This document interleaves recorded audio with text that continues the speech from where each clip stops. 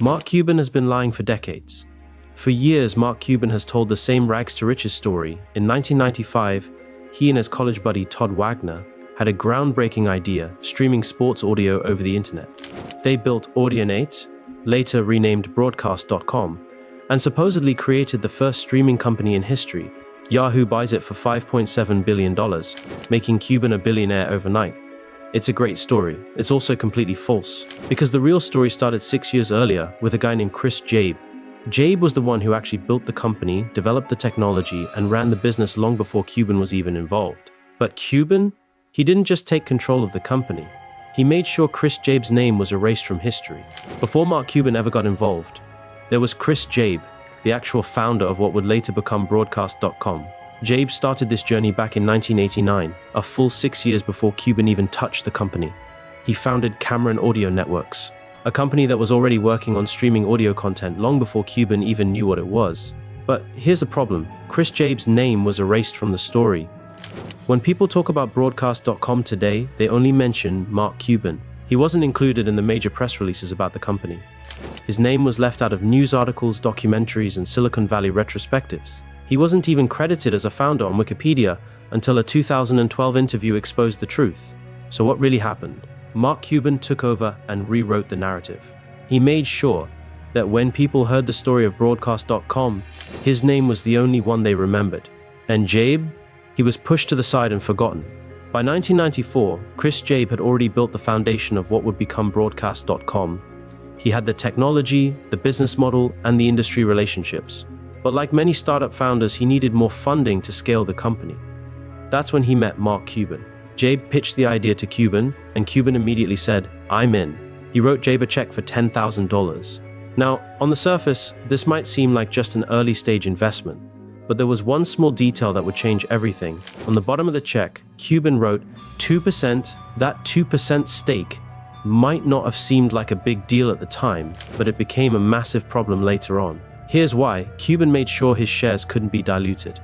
No matter how much money the company raised, his ownership percentage stayed the same. Chris Jaeb's shares, on the other hand, were dilutable. Every time new investors came in, his percentage of the company shrunk. When Jaeb later asked Cuban for $1 million in funding, Cuban refused. He only gave him that original $10,000. That's when Cuban made his first major power move. He told Jaeb, "Chris, I really don't need you. I can pretty much do or get people to do what you're doing." Translation, "You built this, but I'm taking it over." At this point, Jaeb had spent 5 years building the company from the ground up. But now, Cuban had money and leverage, and he was using it to push Jaeb out of the picture. After Cuban's $10,000 investment, Chris Jaeb was still technically running the company. But Cuban wasn't done making moves. Jaeb needed more money to scale the business, so he asked Cuban for $1 million in additional funding. Cuban refused. Instead, he doubled down on his strategy. He made sure his 2% ownership stayed non-dilutable, meaning his percentage of the company kept getting smaller. Cuban realized that he didn't actually need Jaeb anymore. He had the business model, and he could bring in his own team to run things. That's when Cuban tried to push Jaeb out completely.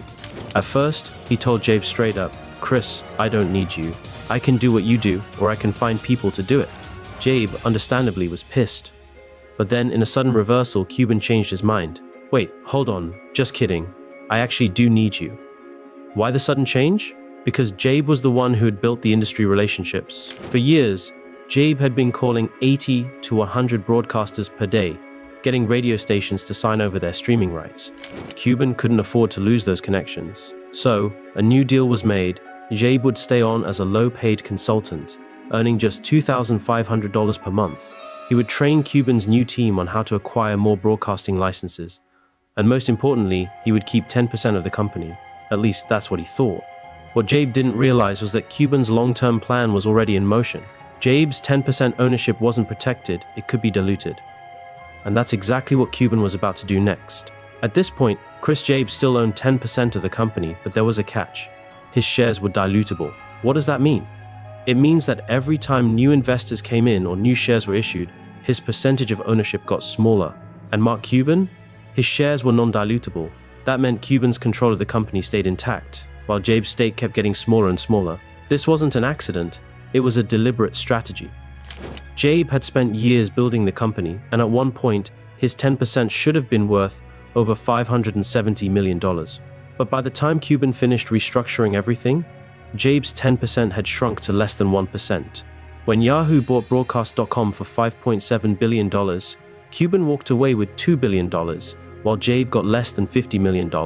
Now, $50 million sounds like a lot, but compared to the fortune Cuban walked away with, it was a tiny fraction of what Jaeb should have had. And Cuban? He never acknowledged how he manipulated ownership to push Jaeb out. He made sure that by the time the big money arrived, he was the one holding all the power. And Jaeb? He got cut out of the billionaire payday. By 1999, Broadcast.com was getting a lot of hype. The dot-com bubble was in full swing, and investors were throwing money at anything with .com in the name.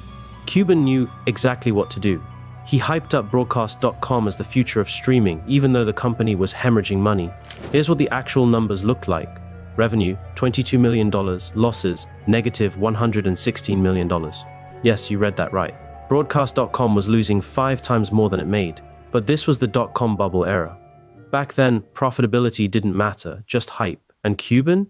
He was the master of hype. In 1999, Yahoo was desperately trying to expand its presence in online media. Cuban saw his opportunity. He convinced Yahoo that Broadcast.com was the future of internet streaming and got them to buy the company for $5.7 billion in Yahoo stock. The moment the deal closed, Cuban did the smartest thing he's ever done.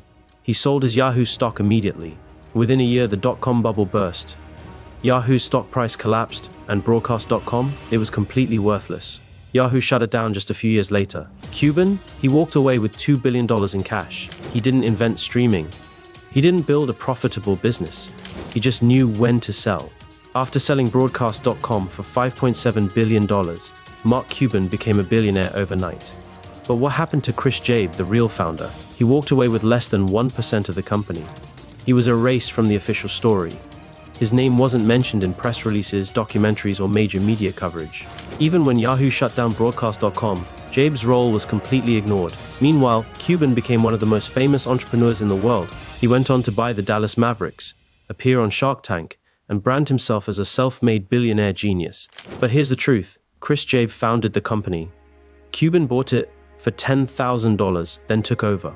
He pushed Jaeb out, diluted his shares, and erased him from history. He sold the company for billions, right before it collapsed. He cashed out with $2 billion while Yahoo got nothing. And the wildest part? Broadcast.com was never even a successful business. It was just a .com bubble hype machine, and Cuban played it perfectly. Now, he sits on Shark Tank, acting like he built his empire from nothing. But the truth? He didn't build it.